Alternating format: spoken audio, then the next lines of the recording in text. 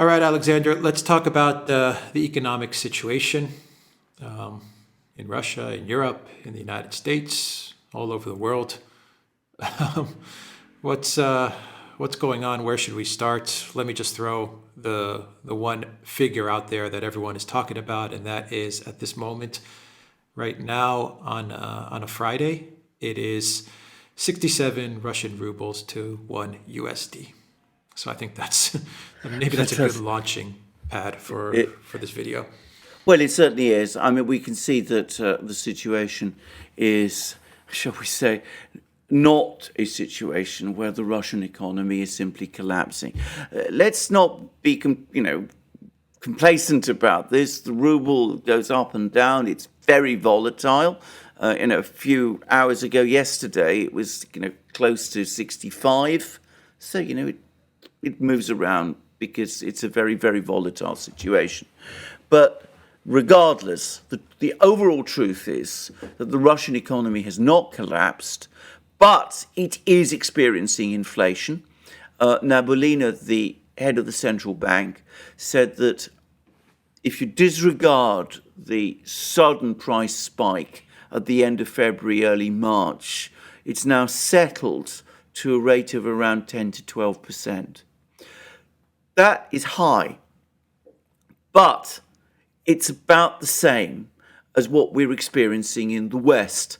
The Bank of England has now come out and has said that inflation in Britain will hit an annualized rate of 10% in Britain by the end of this year. So, inflation in Britain will be roughly rising to that same level as the Russian, except, of course, everybody knows that inflation in Britain is, in fact, in reality, already higher than that. But that's going to be the global number. We're going to see the same in the United States. I saw inflation in Estonia is now 18%. Inflation figures in Germany are pretty awful. But the other big news is that everywhere, Russia as well, we're now seeing contractions, economic contractions. The real economy is being hit.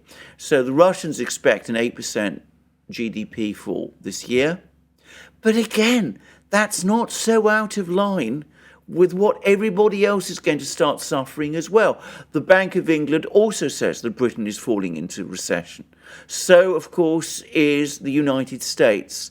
Germany may be falling into recession faster than everyone else is because of, this economic war. But, of course, the other thing is this. The Russians have a plan how to deal with that recession. The things that they're suffering. So they've got all kinds of people working out how to work out import substitution, how to increase supplies of clothes by finding people who can make buttons. I mean, one of the examples Nabolina gave was, that what's affecting the garment industry is that they had to import buttons from the European Union, and that's become much more difficult. But, you can always find people who will start to produce buttons and all of these other various things. In the West, what we are doing, and seems so bizarre to me, is we're making ever more weird decisions. So the European Union is still trying, despite resistance from Central and East European countries, to impose on itself an oil ban, an import ban of Russian oil.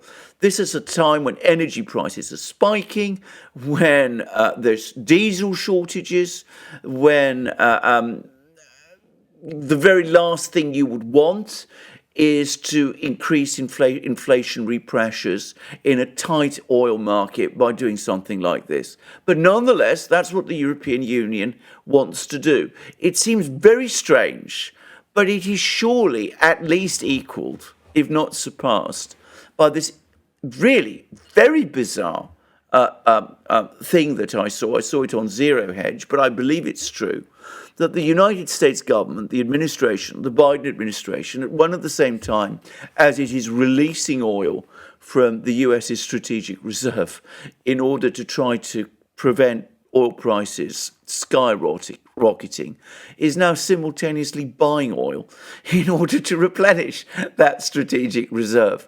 Now, that seems so completely illogical that I do wonder at the thinking that is going on behind all of this.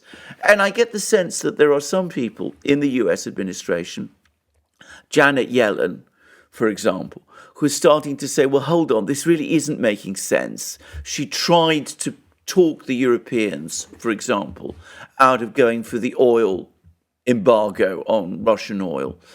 But still, it's the hardliners, it's the neocons, it's the people who want to wage this economic war of attrition, who are still in charge and who are still dictating policy. Now, if you have that, if this is what's happening, if politics is driving all of this, then inevitably we're not going to be looking for ways out of this problem. We're going to be only looking for ways to make it worse. And that's exactly what's happening. So whilst the Russians are trying to deal with their economic problems and doing it reasonably successfully, we're not even interested in doing that. We're just saying, oh, well, it's very bad that all this is going on, but let's slap some more sanctions. That seems to be what we're doing instead in the West. Yeah. Powell raised interest rates by 50 basis points. Yeah. What do you make of that? Is that going to help the situation, or? Well, in a word, no. I mean, it's the kind of thing that if he'd done this last year, when when the administration started this whole inflationary crisis by starting to expend money, like there was no tomorrow, to turbocharge the US economy. If instead of, colluding with all of that, and by persisting with QE and all those things, if Powell had, said, well, to the administration, well, look, if you're going to spend like this, I'm going to have to raise interest rates by 50 basis points. Well, that might have had an effect, but it may look impressive now, because it's the biggest increase since 2000. But relative to the scale of the inflation problem, it's nothing. It's a bite. It's a flea bite. It doesn't remotely start to address the problem in any kind of serious way. So what it says to me is that the Federal Reserve Board understands how bad the situation is, but is still far too nervous because of the enormous amount of leverage in the economy to actually get a grip on the situation by increasing interest rates to the level that would really dampen demand and really bring this kind of this surging inflation under control. And the same is true in Britain, by the way. I mean, the Bank of England raised interest rates here, but by, I think they're 1%. I mean, hardly an amount that's going to really make an impact when your inflation rate is 10%. I mean, these are interest rates which are falling ever deeper into negative territory in real terms. And of course, Christine Lagarde at the ECB, she's still keeping nominal interest rates at 0.5 minus percent. I mean, that seems incredible, but that's what she is. And she is still engaging in QE, as incredibly, as I understand it, is the Bank of Japan. I mean, it's illogical also, it seems to me. I mean, to the point of absurdity, but it is what we're doing. Yeah, what's going on in the UK? Because they've been giving out warnings every single day now, it seems, to the citizens of the UK to prepare for just a horrible economic year ahead. What's going on there? Well, it is. It's exactly what you describe. It's a deepening, a picture of deepening economic gloom. Whenever you talk to people now, everybody's talking about the fact that living standards are falling, that prices are falling, that are rising rather, that things are getting worse, that people are having to find ways of getting rid of their dogs. I mean, I know people who apparently can't afford to keep their pets anymore. So you hear all of this, but we are trapped in a political state of stasis because the political class has closed off all options. So we've just had local elections in Britain, and what it showed is that Boris Johnson's Conservative government, which is the most incompetent government in economic terms I can think of, which has presided over the worst decline in living standards that Britain has experienced since modern statistics first started to be taken in the mid-1950s. Well, this government lost some ground in London, which is an arch Remainer city which detests what they still see as this pro-Leave government. But everywhere else in the UK, or at least in England, it held its ground. And the Labour opposition, they made some gains in London, but everywhere else, they actually lost ground. Now, that's because people are very unhappy with the government, but they look at the alternative, the Labour opposition, and to say that it doesn't inspire them would be an understatement, because to be straightforward about it, the Labour opposition on all the key policies takes exactly the same line as the government does. So you get a sense of a country where things are getting harder for people all the time, but which is in a kind of political trap. It may be that if Nigel Farage gets himself together and reorganises his party, he'll be able to break through. But he has to find a theme to do that, and he's basically frozen out of the media. And in the meantime, if you get protest votes, they go to people like the Greens and the Liberals, who are ultimately as much a part of the political class as the two main parties are. So we're in a trap. And we're in the same trap as pretty much everywhere else in the West is. Only in the United States does one see some signs of real political activity with the Vance primary, with DeSantis making his moves in Florida, with things of that kind. Now, I don't want to overstate their importance, but if you want to look for political leaders who tell things as they are, well, again, you have to go to Eastern Europe, where Viktor Orban has now penned a really exceptionally tough letter to Ursula von der Leyen, basically telling her this oil embargo idea that you insist on imposing on us is crazy, and you've obviously taken leave of your senses. Well, since you mentioned the Greens, and since you mentioned leave of your senses, what's going on with Olaf Scholz and Germany? Yeah. Well, apparently now he gets heckled and booed wherever he goes, Olaf Scholz does. That's partly, presumably, from people who are unhappy about the fact that Germany's sliding into recession, living standards are falling there, the Mittelstand businesses are coming under unbelievable pressure.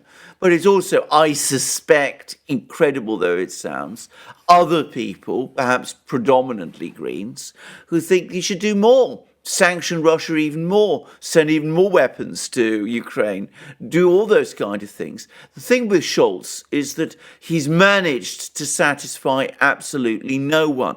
And again, we have the same trap, because the major parties, the CDU, CSU bloc, the SPD, and of course the Greens, are all locked in to this same policy of sanctioning Russia, supporting more and more EU integration, sending weapon systems to Ukraine, taking all these very, very hardline positions, even as they undermine the entire basis of Germany's economic system.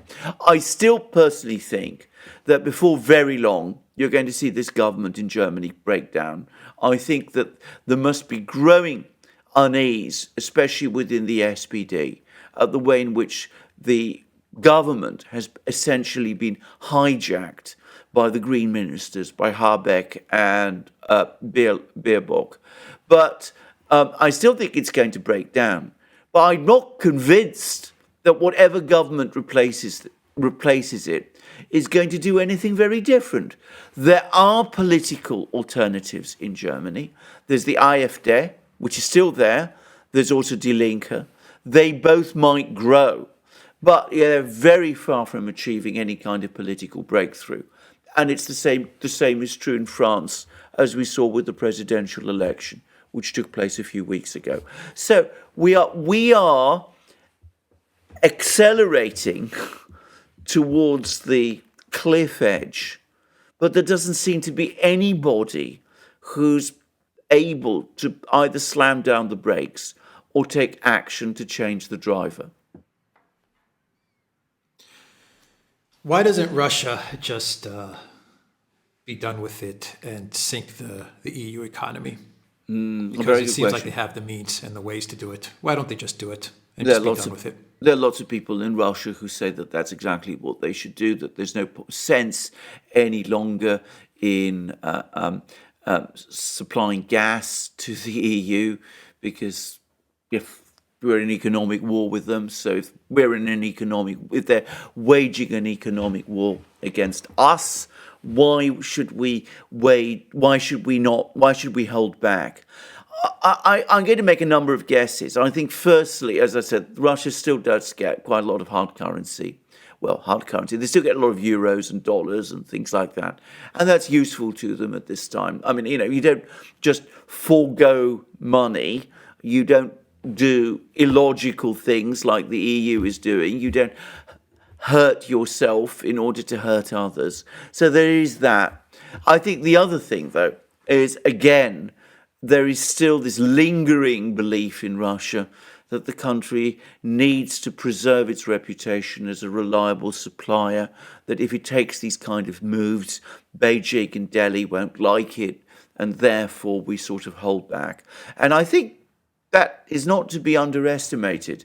The Kremlin is very keen on keeping doors open to countries around the world. So Lavrov got himself involved, and as we know, in that ugly spat over, a certain Austrian German politician's background, and that caused a lot of offence in Israel. And Lavrov himself refused to back down.